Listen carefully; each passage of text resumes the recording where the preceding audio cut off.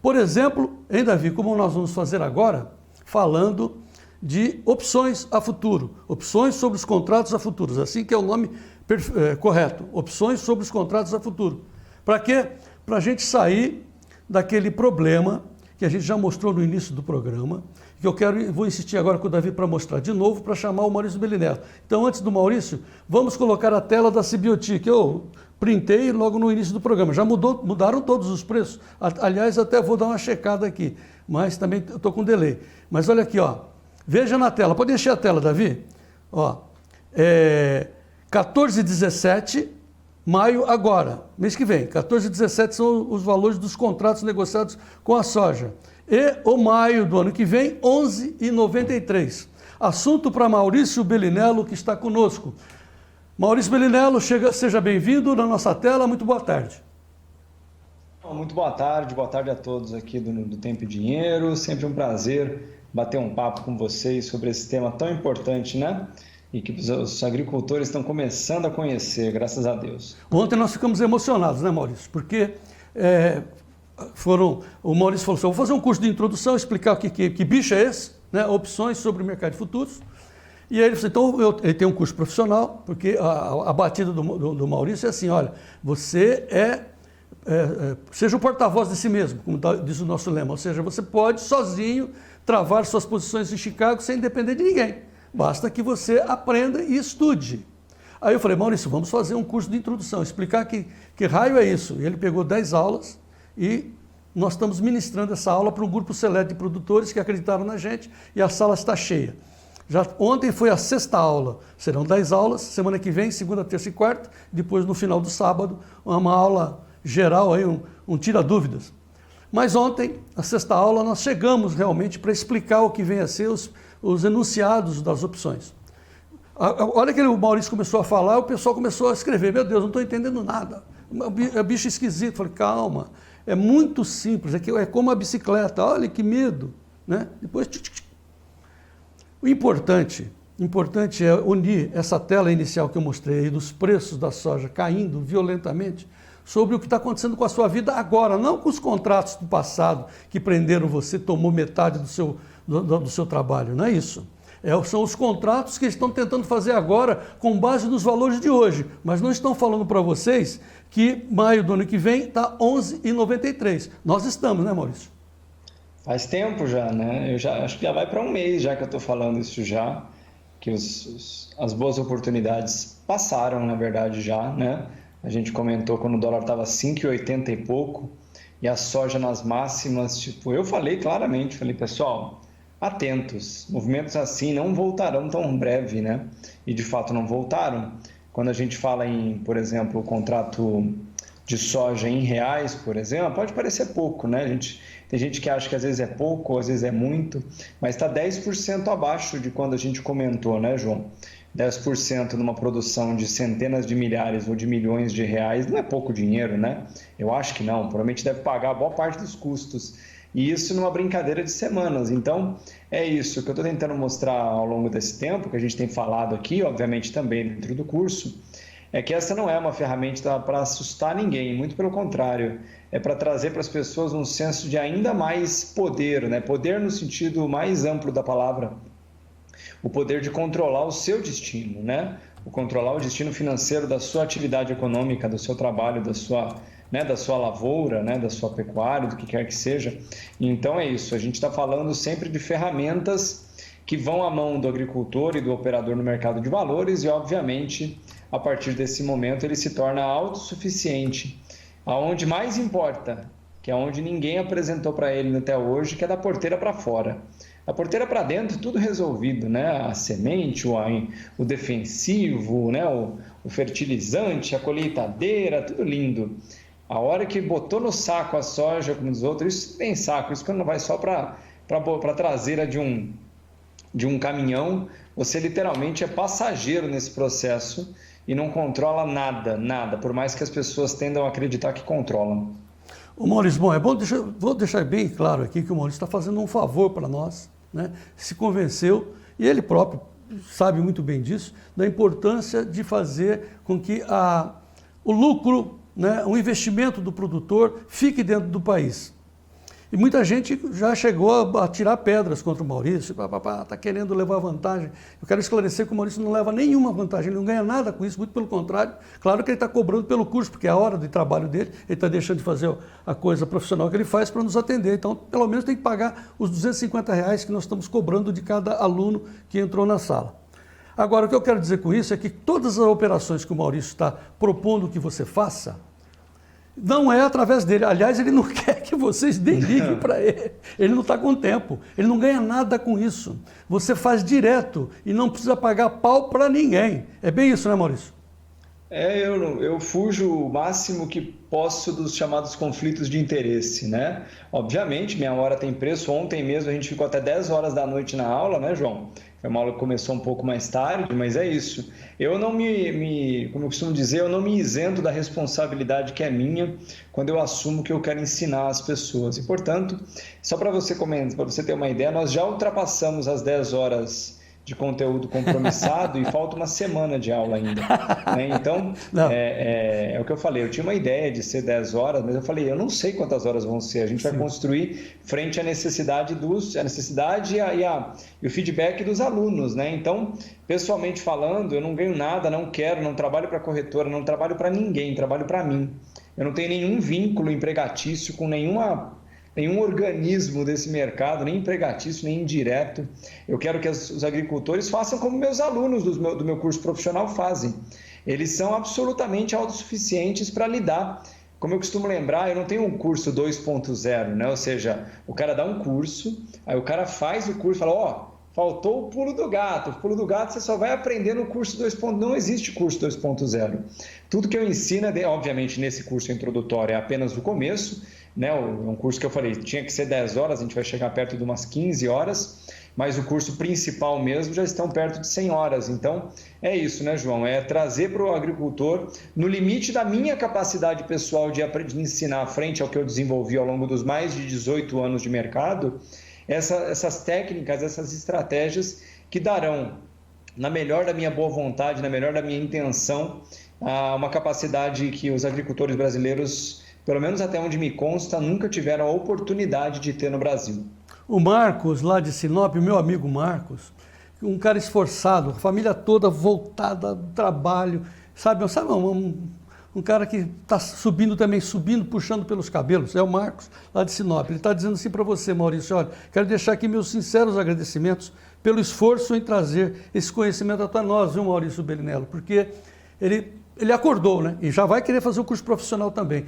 Mas ele acordou e viu que, nossa, mas tem um outro mundo além daquele mundo físico que ele cuida, lá em Sinop, ele cuida do mundo físico. Aí, de repente, ele viu, peraí, tem gente ganhando dinheiro em cima de nós. Ô Maurício, deixa eu pedir para você fazer um cálculo, pegando a tela de Chicago. O primeiro vencimento, o maio, ele está nesse instante com 76 mil contratos. 76 mil... Está falando de soja, né, João? Isso, soja. Abra aí para você ver.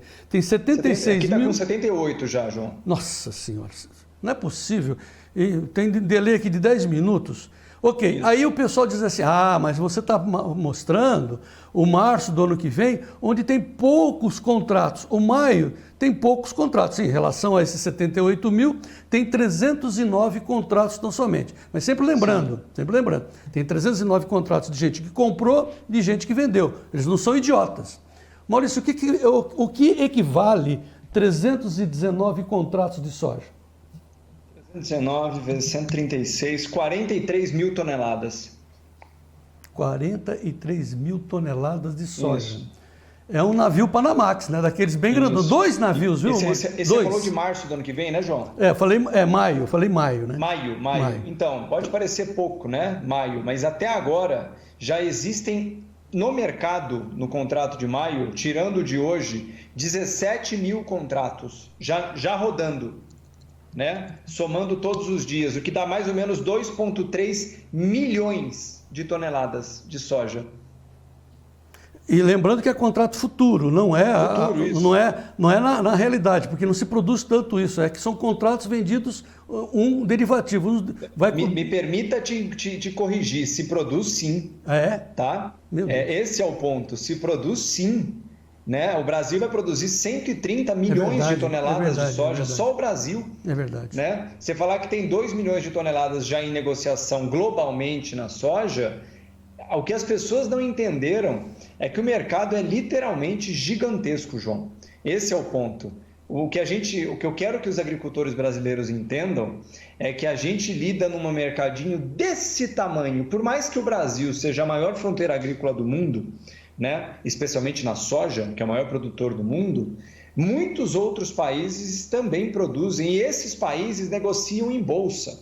O que o Brasil ainda não faz é negociar em bolsa, né? Haja vista que, por exemplo, no contrato de novembro desse ano, já tem mais de 200 mil contratos em negociação nesse momento, 203 mil contratos, dá mais ou menos 27, quase 28 milhões de toneladas de soja em negociação por gente que os agricultores jamais vão conhecer quem são, porque eles estão espalhados pelo mundo, né? Esse é o ponto. Nunca faça pouco caso sobre os demais, né? Ou seja, gente que está negociando 28 milhões de toneladas, vamos fazer um cálculo besta aqui, vamos supor que cada tonelada tem 16 sacas, mais ou menos. Quanto que é a saca hoje? Vamos botar R$140? Não, põe mais. É mais ou menos 62 bilhões de reais, só no contrato novembro. Bilhões, com B. Pois é, o que a gente conclui, eu fico impactado com esses números, viu, Maurício? Eu estou há muito tempo no mercado, mas quando você fala, eu falo, meu Deus do céu. Enfim, a gente fica impactado. Significa que é bom que a gente fique impactado, né? A gente fica impactado e tome uma atitude. Eu acho que é isso que você está propondo todas as vezes. Como é que é a sua frase? Quem quer, faz... Como é que é? Quem quer achar motivo, quem não quer achar desculpa. Pois é. Não ache desculpa, proteja a sua mais-valia. Outra coisa, Maurício, quando você fala de soja, você está falando, de forma geral, de todas as commodities. Você começou com petróleo, etc. Sim. A sistemática é a mesma, o raciocínio é o mesmo. O raciocínio é o mesmo. E a soja, na verdade, nem é das maiores, né? Maior do que a soja é o milho. O milho tem mais ou menos uns 70% a mais de volume do que a soja. É a commodity mais negociada em bolsa do mundo, é o milho. E antes do milho, aí vem o petróleo, que é o maior de todos. Maurício, deixa eu só repetir, como sempre eu estou fazendo. Eu estou sempre batendo numa estratégia, são várias. Né? Qual é a ideia das opções? Né? Porque o Maurício explicou, o mercado de futuros não é para o nosso bico, é para gente grande. Né? A Cofco compra da Cargill, bababá, aí vem as subsidiárias e, né, chegam até o produtor. Já as opções, sim, essas são para os produtores, para eles fazerem sozinhos as suas estratégias. E o Maurício está dizendo assim, são imensas, inúmeras estratégias, basta que você tenha conhecimento. Mas eu preciso sempre ilustrar, eu estou usando a soja, esse momento atual, numa estratégia. Se o preço da soja, meus amigos, olha, a lógica é tão clara, né? Se os preços da soja estão em 14 e vão cair para baixo de 12 já, porque tem gente negociando os pequenos, esses negócios de Cofco, essas empresas zicas, né? Lá ali da esquina, aquele armazenzinho da esquina ali, já estão negociando, acreditando que os preços da soja vão ficar abaixo de $12. A nossa recomendação, não posso usar essa palavra, a nossa intuição diz assim, tivesse eu a soja agora guardada, o que me sobrou de todos os afazeres e compromissos, o que sobrou, está guardado no meu armazém e está valendo hoje $14, eu venderia agora, pá, venderia. E pegaria um pedacinho dentro da minha estratégia para participar da alta lá de novembro, maio que vem, pega maio, eu quero comprar uma opção para maio, e aí se eventualmente os preços começarem a melhorar, você participa dessa melhora, põe no bolso isso. Ah, mas se cair, aí você tem até outra alternativa, você pode até participar da baixa, mas não vamos entrar nesse segundo detalhe. Se cair, você perde o prêmio, mas a soja, ela não caiu mais. Porque se cair, ela vai cair, né? Mas se cair, você já vendeu e saiu do risco. É simples assim, usando a lógica, né, Maurício? Como eu costumo lembrar, né? A gente tem que lembrar que o mercado de valores é uma sofisticação dos antigos mercados lá da Mesopotâmia, da Babilônia, de 4.000 anos antes de Cristo. Os mesmos mecanismos utilizados há 5.000 anos valem para hoje. O que muda hoje em dia são as ferramentas, ou seja, a forma né? Você usa um computador, então você tem outros mecanismos mais modernos, obviamente. Mas por que eu estou falando isso?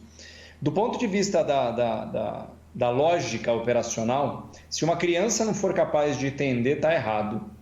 Porque as lógicas de comércio são lógicas humanas, são lógicas que transcendem a existência do ser humano na Terra.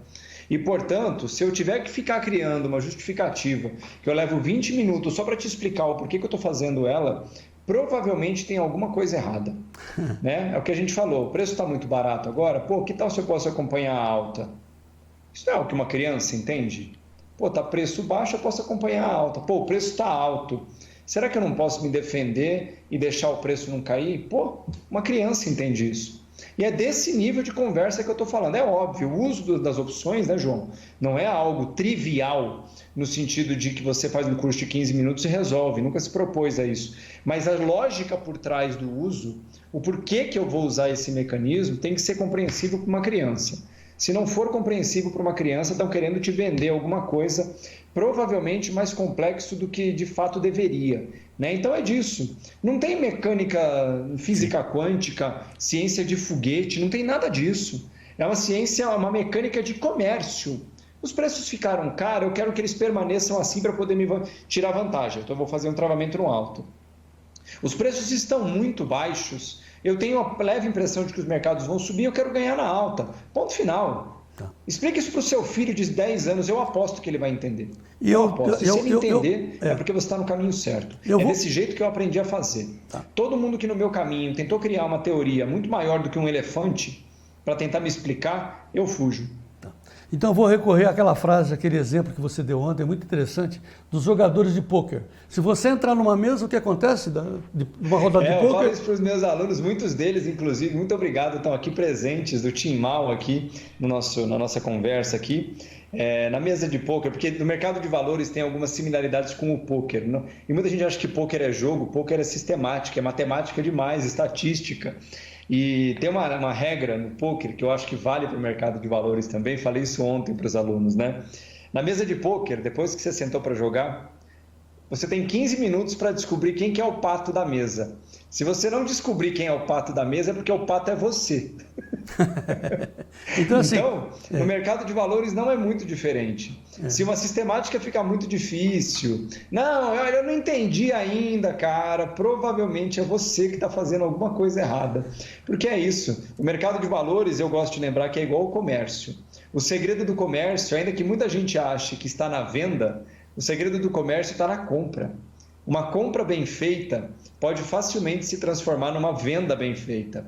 Quando você compra mal, a venda tem menor chance de dar certo. Por que eu estou falando isso? Obviamente, quando eu estou tratando de mercado de valores, sempre que eu consigo travar os meus preços do menor preço possível, conseguir garantir isso, daquele ponto para frente, tudo que vier para mim é lucro. Então é isso que eu gosto de lembrar. O mercado de valores não é dos espertos. O mercado de valores é daqueles que sabem fazer as contas mais básicas, mas não erram nunca essas contas.